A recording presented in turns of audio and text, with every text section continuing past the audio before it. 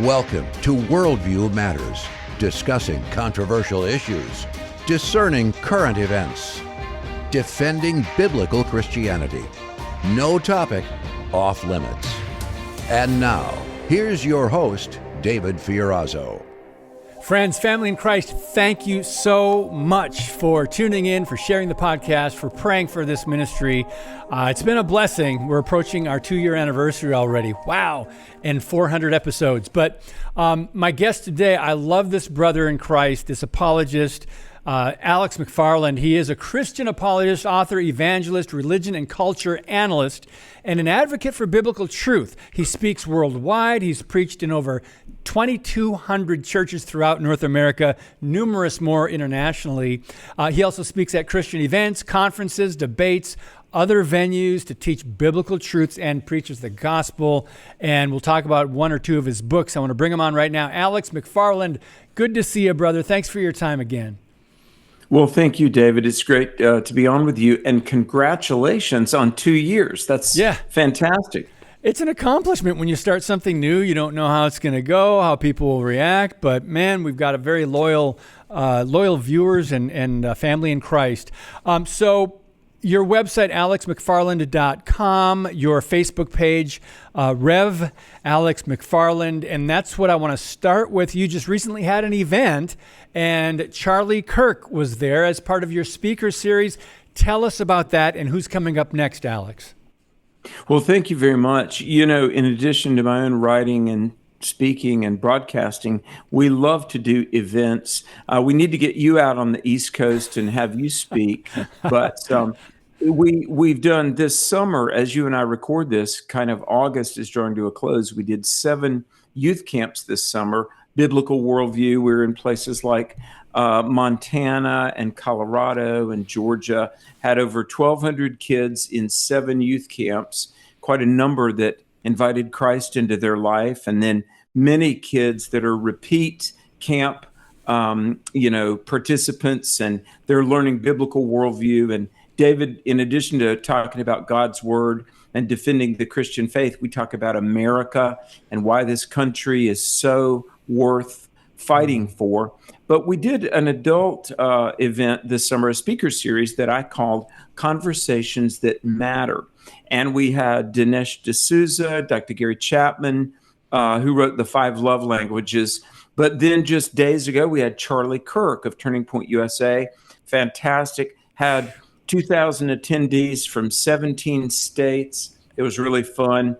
But then coming up in just a little while, actually in a couple of weeks, we've got Lauren Green of Fox News.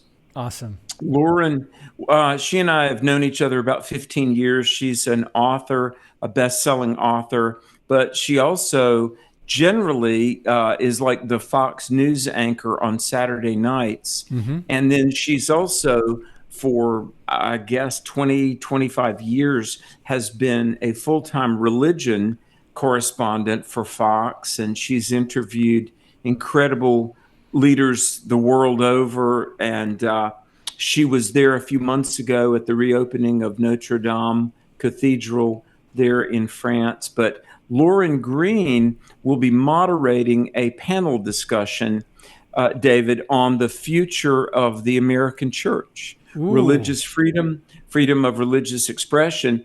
And someone that we've just confirmed a couple of weeks ago to be there as well is Mark Walker. He is Trump's appointee to be the international ambassador for religious freedom. And so now where our speaker series is in Myrtle Beach on the East Coast. Myrtle Beach is a very renowned resort area. There are a lot of theaters here, and for all of our speaker series, we've rented some just state-of-the-art theaters. And so the September 14 event with Lauren Green and U.S. Ambassador Mark Walker, that's going to be at a place called the Greg Rolls Theater. And then in that very same theater, the final conference we'll do this year, October 3 and 4th, I'll be teaching apologetics. We've got a free event on how to defend the Christian faith, but all this info and more is at my own website, which is alexmcfarland.com. And friends, scroll down to Conversations That Matter to get info or tickets on the speaker series. Phenomenal, Alex. I just love what you're doing. Love what you've been doing all these years. In fact, I have several of your books, and I record your program on NRB. And forgive me, I don't know what night it comes on. When are you on NRB? Because I saw your interview a while back with Lauren Green, and I've seen many others. So when are you on NRB? Dino, I'm going to show my ignorance here. I think it's Monday nights and Thursday nights. Okay. I know we're on like 2 nights a week. I think it's Monday and Thursday. I should know when my own show is on that particular network. But it just shows how busy you are. We've been so blessed to interview, in addition to my own teaching, which is, biblical worldview and apologetics. That's been really, I went to school for it. We've taught apologetics really since 1989, and it's been my joy to host about 50 or 51 conferences. And David, with that, may I acknowledge the homegoing of a dear friend, a mentor, yes. And he was my boss for 8 years, greatest guy in the world, the late, and I would say great, Dr. James C. Dobson. Absolutely. And I went to work for Dr. Dobson 22 years ago. Wow. We had done conferences in my hometown of Greensboro, North Carolina. Yeah. And, I was a youth pastor, and I was just concerned. My kids were going away to UNC Chapel Hill and Duke and State and Clemson. And very often, the very same kids that were very on fire in our youth group, they would go away to college, as necessary as college is. But my kids were going away to college, and they were just getting deconstructionism and anti-God, anti-American content. And so in the late 80s, early 90s, we began to do biblical worldview conferences. And I brought in my heroes, Josh McDowell, if you remember that name. Absolutely. And, oh, my goodness. John Ankerberg, Norm Geisler. And then we began to bring in people like Chuck Colson, another name that I do not want people to forget, please. Well, one day my telephone rings in 2003. The first call was a guy named H.B. London. And Christianity Today had done this little itty-bitty tiny article on me. And we had rented the Greensboro Coliseum 4 or 5 times. We had 5,000 kids, and we had 8,000 kids. And we would book Josh McDowell and 2 or 3 speakers. Well, H.B. London called me, and he said, are you Alex? Are you that youth apologetics guy? And I said, yes, sir. And he said, well, do you know my cousin, James Dobson? And I said, well, I don't know him, but I surely know who he is. Folks, you've got to understand, Dr. Dobson at one point was on over 2,000 radio stations. Yeah. I mean, that was, he had like 4 times the reach that Rush Limbaugh had, and Rush was huge. So H.B. London, he said, may Jim Dobson give you a call? And I was like, okay, sure. Well, yeah. No, how did you get this number? No. But I'm going to tell you something. We had done all these youth apologetics events, and I just had a sense in my heart that we had gone about as far as I knew how to go. And I remember I was praying, and I was like, Lord, show me what to do and help me and guide me, and please elevate our footprint a little bit that we can tell more people about you. Well, H.B. London called me, and then that afternoon, James Dobson called me. And he said, Alex, this is Jim Dobson. And my little heart was beating. And he said, I'm going to cut to the chase. I want you to bring your circus under our tent. And 2 months later, my wife and I were living in Colorado Springs. Wow. I had a budget, a staff, and we began to do worldview and apologetics up and down the West Coast. Excellent. And I didn't know that. Wow. Yeah. I worked for Dobson a total of 8 years. And that's great. Here's the thing. We went on the radio in 15 months, and I completely give God the glory. David, I want to give God the glory for how he has opened doors. But I was on the radio with Dr. Dobson 7 times in 15 months, and all about biblical worldview of different things and young people, and how do we equip teenagers to not lose their faith in college or something, those kinds of topics. And Tyndale Publishers called me up and they said, Alex, we want you to write a book. And I give God the praise. My 21st book comes out October 7th. But I just want to acknowledge James Dobson. Yeah. He was a pioneer. What a legacy. He saw around the curve before most people did. Yep. And really everything good that has been offered to me over the last 2 decades, I really owe to the influence of James Dobson. And so he's gone on to heaven. But folks, now we've got to stay faithful, present and defend the gospel, defend the family. But David, aren't we all blessed due to the associations and the friendships that God puts along the pathway? Absolutely. I have a couple similar stories, not at that level though, but thank God for Dr. James Dobson for focus on the family when the families were being torn apart when he started his ministry. And I'm sure he heard those wonderful words we all long for and hope to hear, well done, my good and faithful servant, when he went home. So Alex, speaking of worldview, I want to bring up a couple more books here. First of all, I wrote a book 10 years ago called The Cost of Our Silence.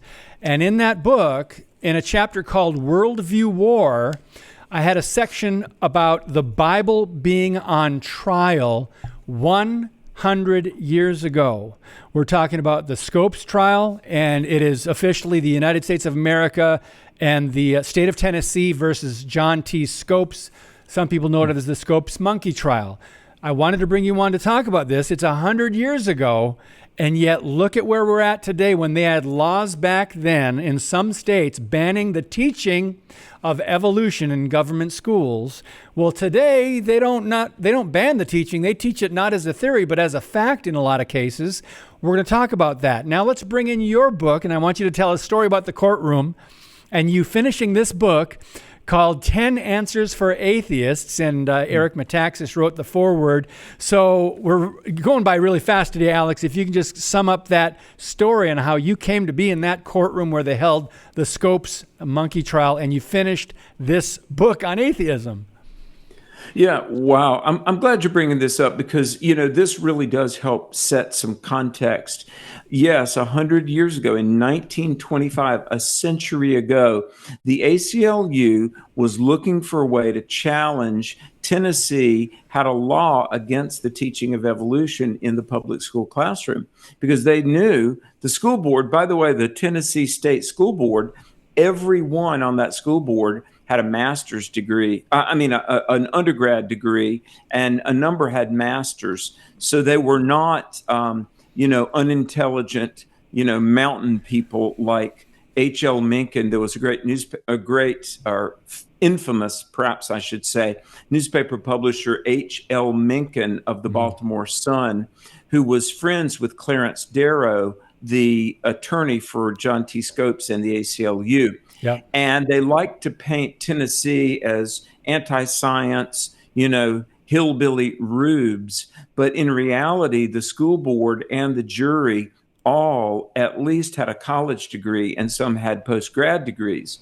But what happened was the ACLU, with some very militant secularists like John Dewey, Margaret Sanger of Planned Parenthood, and others, they wanted to challenge the Tennessee law. So they paid a substitute gym teacher, a phys ed teacher, John Scopes. They paid him to purposely go in a classroom, teach evolution, and be charged with a crime. And that's what it was really about. But it became just this media circus.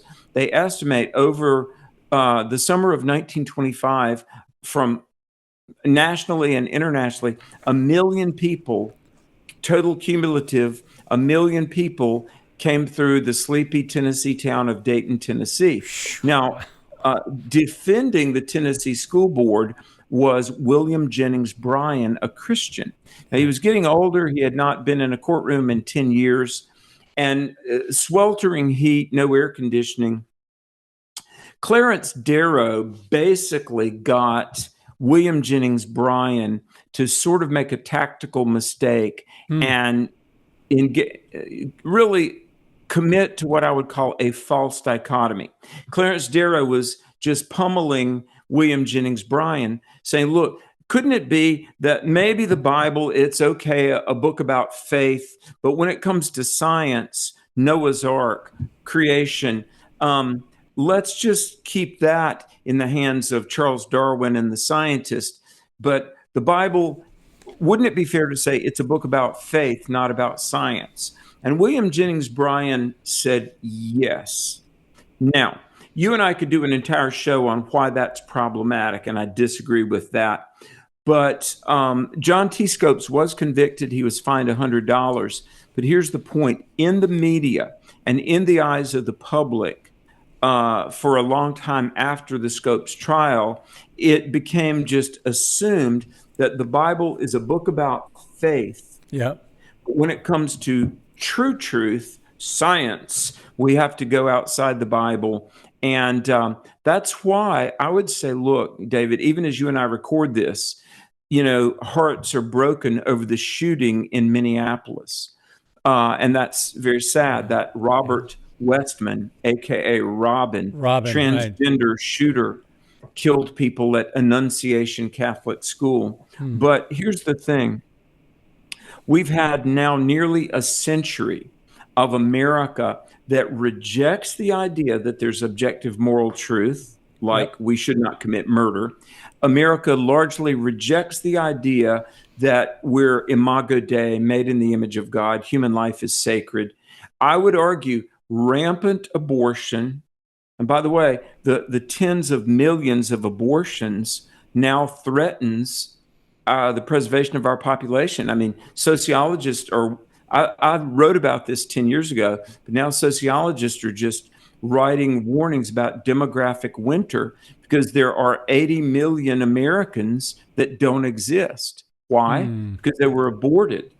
And so the thing is, the Scopes trial, in the eyes of the public, and certainly in the purvey of academia, the Scopes trial largely legitimized the idea of we are a secular culture. Faith is not really objectively true. And the other thing is that we can keep reality and God in two separate silos. Now, one thing that I have to tell you, and I realize we're short on time. David, have you ever heard of the former publisher of World Magazine, PhD from Harvard, a brilliant Christian thinker, Dr. Marvin Olasky? Absolutely. Love him. Yeah. Okay. So Marvin Olasky, 20 plus years ago, wrote a book called Prodigal Press. And I've interviewed him a number of times. Anyway, Marvin Olasky, 20 years ago, interviewed some journalists that had covered the Scopes trial. And they admitted, a number of them, and he writes about this in the book Prodigal Press. Wow. Because the Scopes trial was really a turning point that during and after the Scopes trial, the secular media largely became, at best, questioning and at worst, overtly hostile to religious people and religious ideas. And here's the thing. Quite a number of the journalists who covered the Scopes trial, decades later, they told Marvin Olasky on record, they said, we're so embarrassed.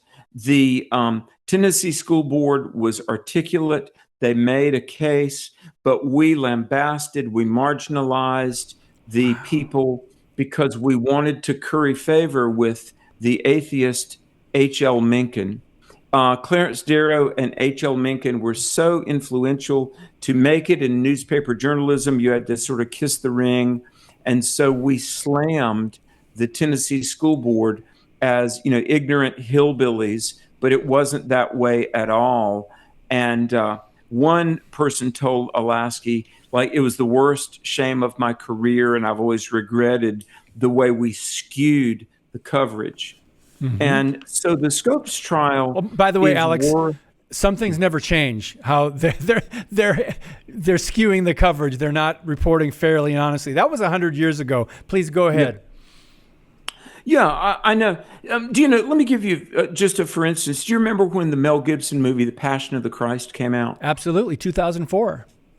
Yeah, I was at a private screening with Mel Gibson, and then in my home state of North Carolina, we rented 2 theaters and we screened it. And you may recall there was a lot of controversy about that film.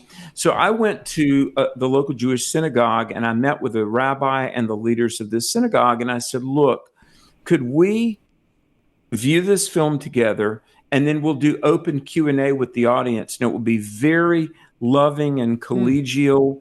And there were accusations that film would cause anti-Semitism. And so the rabbi and his leaders, they said, "Sure, let's do it."